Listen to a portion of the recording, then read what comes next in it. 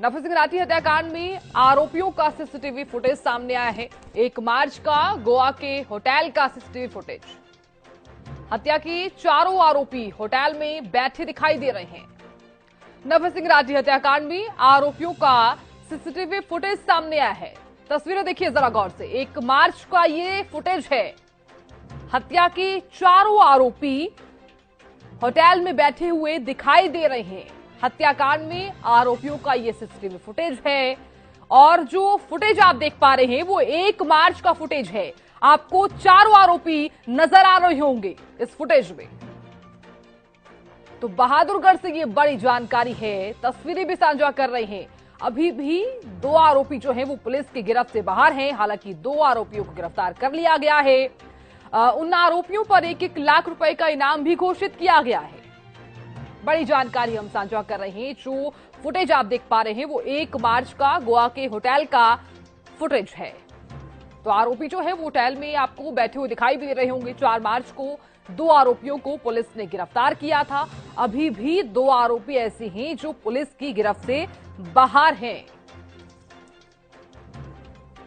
और खबर पर ज्यादा जानकारी के साथ मेरे सहयोगी बहादुरगढ़ से प्रवीण जुड़ गए हैं। प्रवीण, इस जानकारी को लेकर अभी फिलहाल क्या अपडेट दे पाएंगे आप? जो फुटेज हम दर्शकों तक साझा कर रहे हैं, चारों आरोपी जो है वो गोवा के किसी होटल में बैठे हुए दिखाई दे रहे हैं। साधना, ये जो फुटेज है गोवा के उसी होटल की, जहां से 2 आरोपियों को दिल्ली पुलिस और हरियाणा पुलिस की संयुक्त टीम ने गिरफ्तार किया था। बाकी 2 आरोपी 1 दिन पहले ही वहां से निकल गए थे। जो सीसीटीवी फुटेज में खड़े हुए आरोपी दिखाई दे रहे हैं काउंटर के ऊपर, रिसेप्शन काउंटर के ऊपर, वही 2 आरोपी हैं जो अभी तक पुलिस की पकड़ से बाहर है। और जो 2 बैठे हुए हैं उन दोनों को पुलिस ने गिरफ्तार कर लिया था। 8 दिन के रिमांड पर कोर्ट से उन्होंने हासिल भी किया था और आज वो रिमांड अवधि खत्म हो रही है। लेकिन इस रिमांड अवधि के दौरान अब तक पुलिस 9 हथियारों को बरामद कर पाई है, जो इन हथियारों का इस्तेमाल नफी सिंह की हत्या में किया गया था। और न ही बाकी 2 आरोपियों का अभी तक पुलिस को कोई सुराग लग पाया है। दूसरा ये भी कि जो सीसीटीवी फुटेज साफ दिख रही है उसमें जो एक आरोपी है वो मोबाइल का इस्तेमाल कर रहा है। और जब पुलिस ने 2 आरोपियों को गिरफ्तार किया था उस वक्त एसपी ने कहा था कि मोबाइल के डंप के जो आधार बना था आरोपियों की गिरफ्तारी के लिए, जब बहादुरगढ़ में जो सीसीटीवी नजर आई थी उस मोबाइल डंप के सारे 2 आरोपियों को तक पुलिस पहुंच सकती है। तो जो गोवा में पुलिस को दिखाई दे रहा है मोबाइल आरोपियों के हाथ में, उस डंप के आधार पर अब तक पुलिस आरोपियों तक क्यों नहीं पहुंची, ये बड़ा सवाल है।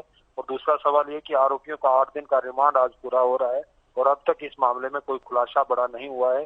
जबकि ये बात एसपी ने पिछले कॉन्फ्रेंस में कही थी कि आरोपियों के पास प्रचुर मात्रा में कैश था, जिसका भुगतान उन्होंने बहादुरगढ़ से रेवाड़ी, रेवाड़ी से अहमदाबाद, अहमदाबाद से मुंबई और गुजरात जाते हुए और गोवा में भी होटल में किया था।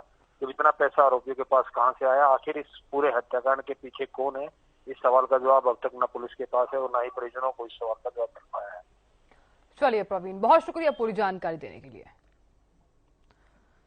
तो ये जो आप फुटेज देख पा रहे हैं वो 1 मार्च का फुटेज है, जिसमें हत्या के चारों आरोपी इस होटल में बैठे हुए दिखाई दे रहे हैं।